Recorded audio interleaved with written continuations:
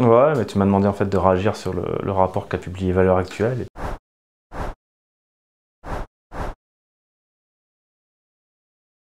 Bah déjà, si tu as les mêmes valeurs que Soros, tu sauras d'où ça vient.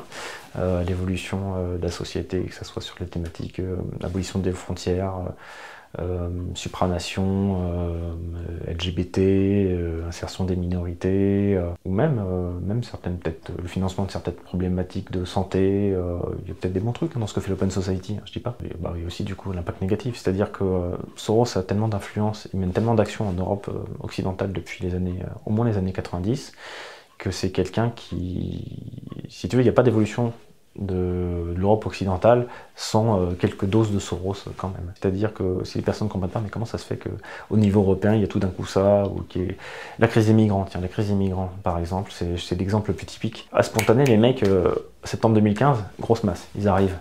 Mais c'est spontané, ah bon, c'est spontané, ils sont syriens, pas tant que ça, mais ah bon, ils sont syriens, ok. Et quand tu regardes, quand tu analyses les ONG qui ont fait venir, d'où c'est parti, c'est-à-dire c'était une journaliste turque, ou un journaliste turc qui avait publié le tweet, la photo du petit Thaïlande qui était mort noyé, là, où globalement les gens s'en foutaient.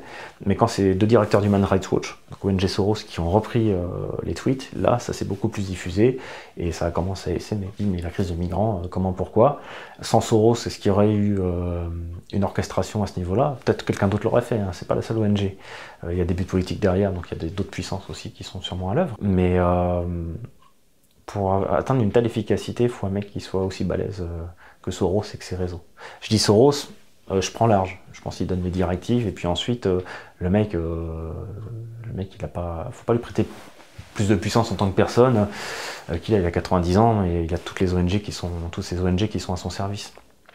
La crise des migrants, pour l'expliquer, c'est un bon exemple. Le côté transparence, toute cette insistance envers la transparence, envers et contre tout, bah, c'est pareil, quand on regarde, c'est globalement ces réseaux qui sont derrière. Pourquoi il y a des révolutions colorées qui sont montées dans certains pays, des coups d'État dits démocratiques? Ben, on regarde en fait qui sont les ONG qui instrumentalisent, qui font monter la mayonnaise, qui insistent au niveau institutionnel, qui financent des organisations pour aller foutre un peu la merde dans la rue.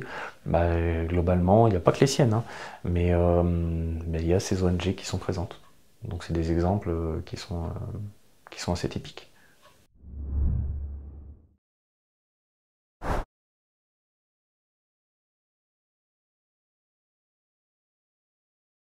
On en discutait toi et moi, en fait, on était d'accord que ça reprenait un petit peu ce que je te disais à moitié en déconnant la dernière fois en présentant le bouquin. C'est-à-dire quand je disais, dans le bouquin j'ai mis quoi, 1400 notes de bas de page, je l'ai blindé quand même, mais je considérais que j'avais abordé entre 2 et 5% de l'ensemble de l'Open Society depuis son existence. Et du coup le rapport de valeur actuel, il vient confirmer ça. Moi j'ai parlé de quoi? J'ai parlé des entreprises où il investit, globalement, en essayant de montrer le double discours de Soros. J'ai parlé des migrants, la crise des migrants, en donnant des exemples d'ONG qui l'orchestrent, qui financent, comment ils s'impliquent au niveau de l'Union européenne, avec une ONG comme PICUM par exemple. Le rapport parle des fondations Helsinki, des comités Helsinki. J'en avais parlé aussi dans le bouquin. J'avais fait un gros chapitre sur la question de la transparence et des lanceurs d'alerte. Et puis à la fin, j'avais abordé les révolutions colorées. Je t'avais dit, il reste de côté notamment par exemple le digital. Et l'Union européenne, je me suis dit, c'est une saga en 5-6 tomes, limite plus longue que le Seigneur des Anneaux qu'il faudrait faire pour tout englober. Et puis bah, du coup, c'est ce que confirme le rapport de Gregor Pupink, là, donc, qui a été résumé dans Valeurs Actuelles. Le mec sur 200 pages, il a fait des listes, des fiches, une analyse détaillée des 10 dernières années, pour voir quel juge était lié à l'Open Society, quel juge de la CEDH, donc la Cour européenne des droits de l'homme, était lié à l'Open Society, et rendait des décisions qui étaient en lien avec l'idéologie de l'Open Society. Et le mec, il a vu qu'il y en avait quand même pas mal. Et il est tombé sur le même, pas une limite méthodologique, mais c'est une restriction. Enfin, il a dû s'arrêter un moment, il a dû se dire, bon, je prends que les financements directs, et au bout d'un moment, les financements indirects, ou les liens entre les personnes qui sont un peu moins directs, je dois m'arrêter, sinon c'est une galaxie pas possible, et puis on n'en sort pas. T'imagines la taille du rapport sinon, quoi. Et puis bon, il a découvert l'influence qu'exerçaient ces magistrats, qui étaient passés d'une analyse un peu plus objective du droit, on n'est jamais objectif, mais une analyse purement idéologique. Voilà, donc déjà ce qu'on peut conseiller à tout le monde, c'est de se jeter sur le rapport qui est dans Valeurs Actuelles. Il y a une version, moi j'ai téléchargé une version numérique puisqu'il n'est plus en kiosque, et c'est de se jeter sur le chapitre, et ils apprendront beaucoup de choses. Et donc ça confirme encore plus que c'est une sphère où Soros s'investit. Voilà ce que je peux dire sur le rapport. Il a aussi une bonne idée, c'est de ne pas se limiter à l'Open Society, puisque c'est un biais, mais c'est de prendre aussi des ONG qui sont à côté, comme Human Rights Watch. Donc, ce qui est rappelé dans Valeurs Actuelles, c'est que Human Rights Watch a reçu 10 millions de dollars sur 10 ans de la part de l'Open Society, c'est vrai. Ce qu'ils oublient juste de rappeler, c'est de 1993 à 2012, Arian Ayer, qui est le fondateur de Human Rights Watch, a été le directeur de l'Open Society. Donc c'est une influence qui est vraiment énormissime, quoi. Et il y a peut-être d'autres ONG, on ne sait pas, qui ont été laissés de côté. Moi, je parlais pas mal de Transparency International. Peut-être qu'ils jouent aussi, qu'ils ont une influence dessus. Peut-être que ça a été laissé de côté, je ne sais pas. En tout cas, le rapport de Gregor Pukpink, qui a quand même une sacrée paire de couilles pour faire ça, vu le poste qu'il occupe, mérite d'être lu et d'être énormément partagé. Voilà, le lecteur apprendra beaucoup de choses dedans. Voilà, qui ne sont pas étonnantes pour ceux qui suivent un peu Soros. Mais perso, même en travaillant sur Soros depuis 2015, depuis juillet 2015, j'ai pas étudié autant cette question européenne, j'ai appris beaucoup de choses sur beaucoup de cas particuliers, sur des influences directes, des noms que je ne connaissais pas, comme quoi vraiment c'est vraiment un puissant fond. On a beau travailler sur quelqu'un depuis des années, on découvre à chaque fois des nouveaux noms, des nouvelles influences, voilà, on n'en sort pas.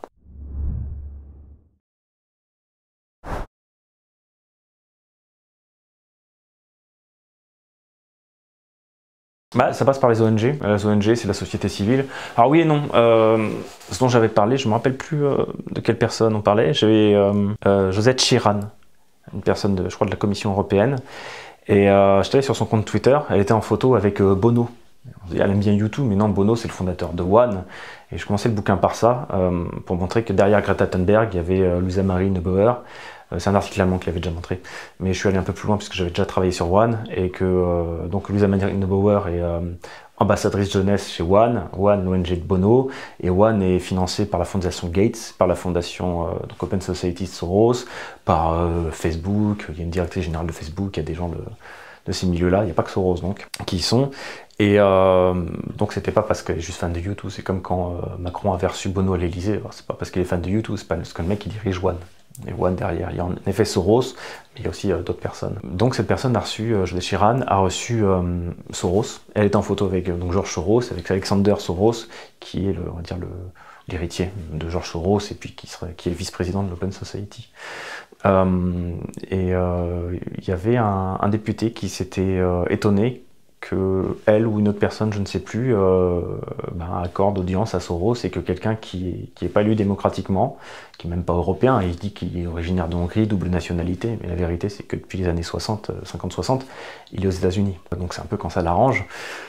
Le député s'étonnait que quelqu'un comme Soros, qui n'a aucun mandat, puisse un peu faire la pluie et le beau temps à l'Union européenne, et puis qu'il soit reçu par des grandes personnalités de la Commission, alors qu'il n'a aucun mandat électif, quoi. Il n'a rien, c'est juste un spéculateur, c'est quelqu'un qui est très intelligent, il n'y a pas à chier, qui a réussi dans ce milieu-là, c'est quelqu'un qui est puissant, c'est un milliardaire, donc il est puissant. Et c'est pour ça qu'il fait qu'il est reçu. Donc il y a parfois une action directe comme ça du bonhomme, mais il ne peut pas être partout, aussi puissant soit-il, donc ça passe par les ONG. Et l'avantage des ONG en plus, c'est que les ONG c'est quoi? C'est la société civile, donc c'est les gentils. Donc les gentils demandent à faire valoir des droits démocratiques, donc on écoute les gentils, on donne la parole aux gentils, et c'est comme ça que petit à petit, il arrive à infiltrer les différentes instances. Et ce qu'avait montré le rapport, ce que j'avais déjà montré dans le bouquin, ce que d'autres gens ont sûrement déjà montré sur Soros, c'est que par exemple les pays de l'Est sont assez dépendants au niveau financier, d'aide extérieure, enfin ils sont moins de thunes que nous, et l'Open Society et ce Galaxy apportent beaucoup de pognon.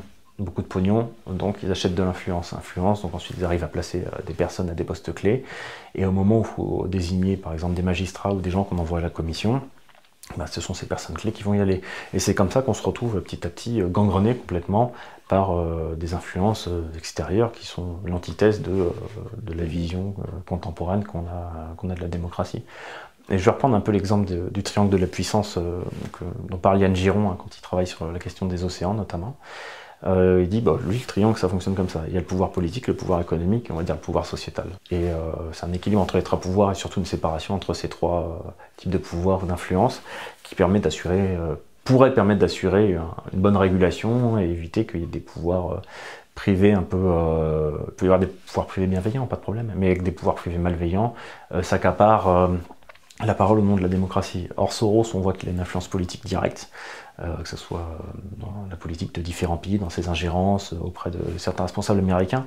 On dit, il est anti-Trump par exemple, c'est ennemi de Trump. Non, Trump, depuis qu'il est élu, Soros, il est toujours à l'aise. Hein. Donc Trump a dû comprendre, on lui a fait comprendre que Soros était utile. Son beau-fils, Jared Kushner, je crois que c'est Média Presse Info qui avait montré que Kushner avait des liens, notamment financiers, avec Soros. Donc globalement, Trump il s'écrase et Soros n'aura jamais rien. Même un second mandat de Trump, Soros il lui arrivera jamais rien. Donc tu as cette influence politique, tu as l'influence économique, évidemment, le mec il est milliardaire, il investit dans des boîtes, son portefeuille d'actions est disponible sur net, tu vois ça, tu frissonnes quoi.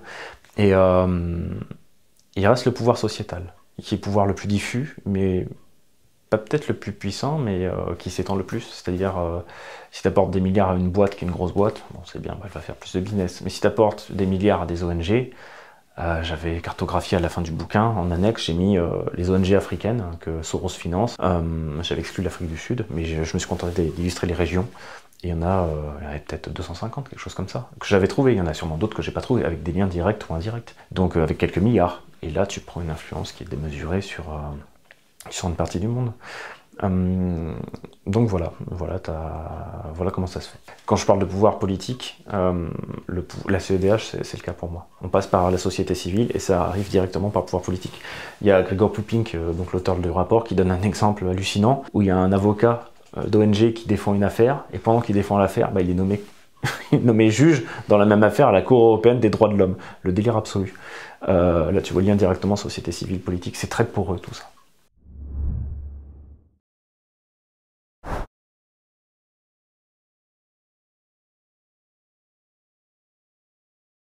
Ah bah il se passera rien, enfin il se passera rien du tout, depuis des années on est tombé complètement dans le spectacle, non ça va être étouffé globalement et puis on va passer à autre chose. Au niveau de la CEDH, ça a peut-être créé quelques remous, on verra qui est le plus puissant, on sait déjà qui est le plus puissant, il se passera rien. Ça va peut-être mettre un coup de pied dans la fourmilière, mais il faut que ça crée des vocations quoi.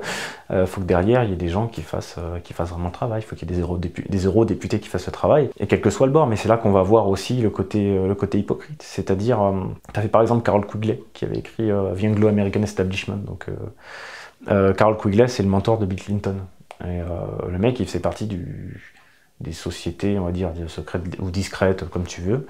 Et son bouquin est sorti après sa mort. Il est mort en 77, il l'a sorti en 80, il l'avait écrit en 49, me semble-t-il. Il avait montré l'influence du bloc de Cécile, du groupe de Milner, donc Alfred Milner et de tous ces groupes-là, sur la marche de l'Occident et notamment sur la société anglaise. Et lui, son message, c'était moi, je suis entièrement de leur côté. Je pense que le Commonwealth apporte une civilisation supérieure. Anthropologiquement, je pense qu'on est au-dessus, je pense que voilà. Il dit, mais moi ce qui me gêne, c'est que ça se fasse dans le dos des gens. Et donc voilà les informations, parce que moi je crois en la démocratie, donc j'aime pas qu'un groupe d'oligarques, même s'ils ont raison, fasse ça dans le dos des gens. Donc je donne les infos, et puis putain, c'était blindé. On peut pas dire, il est complotiste et toutes ces conneries. Le mec, c'était le mentor de Bill Clinton, il était prof d'université, bon, tu peux rien lui reprocher là-dessus. C'est là qu'on verra l'hypocrisie ou pas des défenseurs de la démocratie. D'où mon lien avec Carol Quigley, c'est-à-dire que lui, il était de l'avis des oligarques, appelons-les comme ça, des puissants de l'époque, mais il a dit les choses, après sa mort, d'accord. Mais on verra aujourd'hui si des gens qui sont en accord avec les principes de Soros, mais qui défendent la démocratie, par exemple, dénonceront les méthodes. Et s'ils agiront, s'ils sauront faire une alliance transpartisane au Parlement européen pour demander à ce qu'une ingérence qui n'a rien à foutre là, c'est pas un spéculateur milliardaire qui va dire à la CEDH comment se comporter quoi. Je schématise. Mais on va voir si les gens vraiment qui défendent la démocratie, ou les partis qui défendent la démocratie, les droits du peuple, agiront. Quelle sera leur action? C'est marrant, par exemple, quelques jours avant le dossier de Valeurs Actuelles, il y a Le Monde qui publiait une tribune de Georges Soros sur le danger que représente la Chine, dictature, machin, tout ça. Ça serait marrant de voir leur réaction par rapport à l'article de Valeurs Actuelles. Je surveille pas le compte du Monde sur Twitter, donc je sais pas s'ils ont retweeté par-dessus, en disant complotiste, etc. Mais vraiment, ça serait bien d'avoir la réaction des différents partis politiques ou de responsabilités politiques sur le sujet.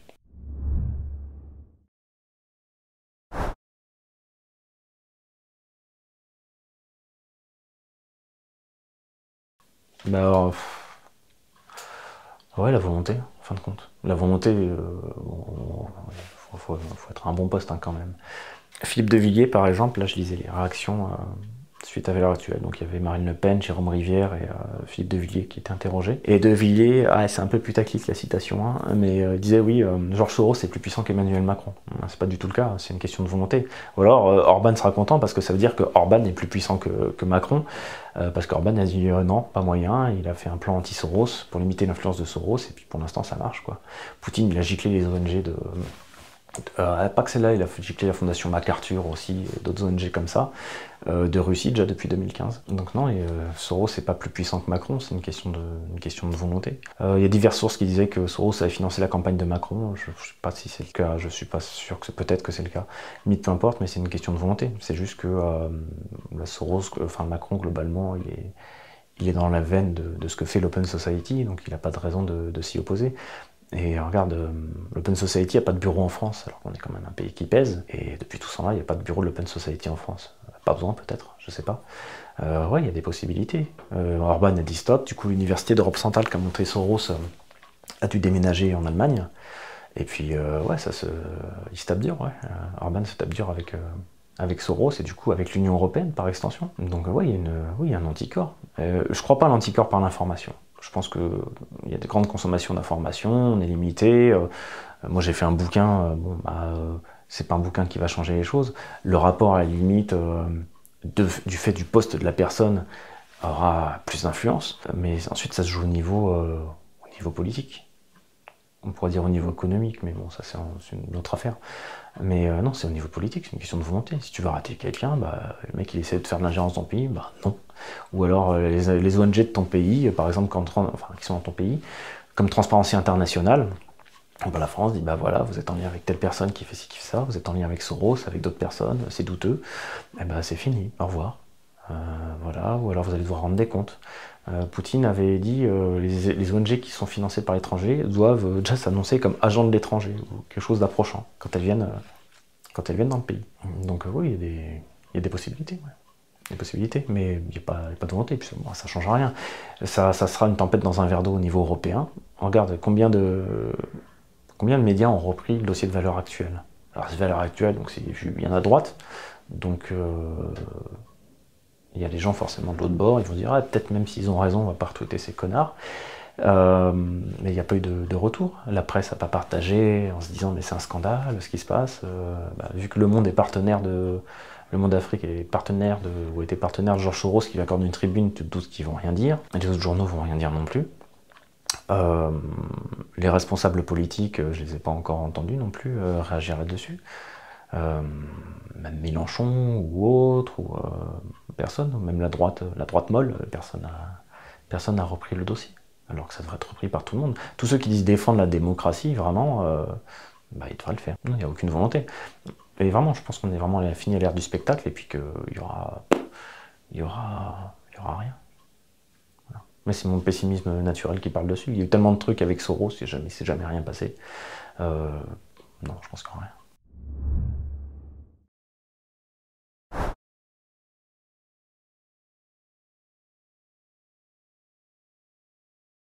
Ouais, il y a une méthode différente, alors oui, il se rapproche, en fait, il vient confirmer, si tu veux. C'est-à-dire que je pourrais mettre mon livre en annexe de son rapport, ou son rapport pourrait être en annexe du bouquin, enfin comme tu veux. C'est-à-dire que c'est très complémentaire, et tant mieux, c'est très complémentaire. Il aborde un côté que j'ai pas du tout abordé. Au niveau de la méthode, lui, il avait accédé à une base de données, je sais plus le nom, c'est marqué dans le dossier de Valeurs Actuelles, mais qui lui a permis de retracer toutes les interventions des juges, toutes les nominations, etc., les dons aussi. Mais ça se rapproche par la démarche, c'est-à-dire essayer de voir des financements directs. Moi, je suis allé plus loin dans les financements indirects, mais bon, c'est un bouquin, donc je peux me le permettre un peu plus. Et je voulais démontrer autre chose aussi, c'est pas le même objectif. Enfin, oui et non. Ouais, la démarche de s'interroger, la démarche méthodologique est globalement la même. Quand j'ai vu le dossier de VA, je me suis dit, ça se trouve, ils ont pris que l'Open Society, et puis il y a plein de manques. En fait, non, il a pris les ONG qui étaient autour. Donc, ouais, là-dessus, il y a les éléments qu'on retrouve. Il y a des noms de personnes. Moi, pareil, j'ai cherché des noms de personnes. Il y a des noms d'ONG. J'ai cherché des noms d'ONG. La méthode est globalement la même. Enfin, toute proportion gardée.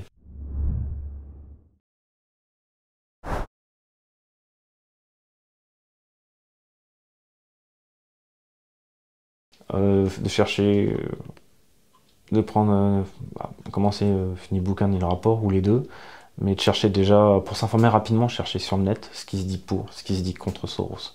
En vidéo, ce qui se dit pour, ce qui se dit contre, mais s'arranger pour trouver des choses sourcées, surveiller ses sources.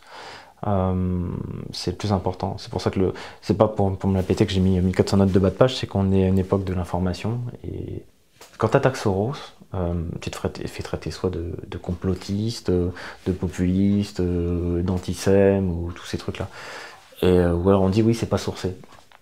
Ben, tu mets les sources pour que les personnes puissent vérifier, pour montrer que tu as fait le taf et que tu le sors pas de ton cul, quoi.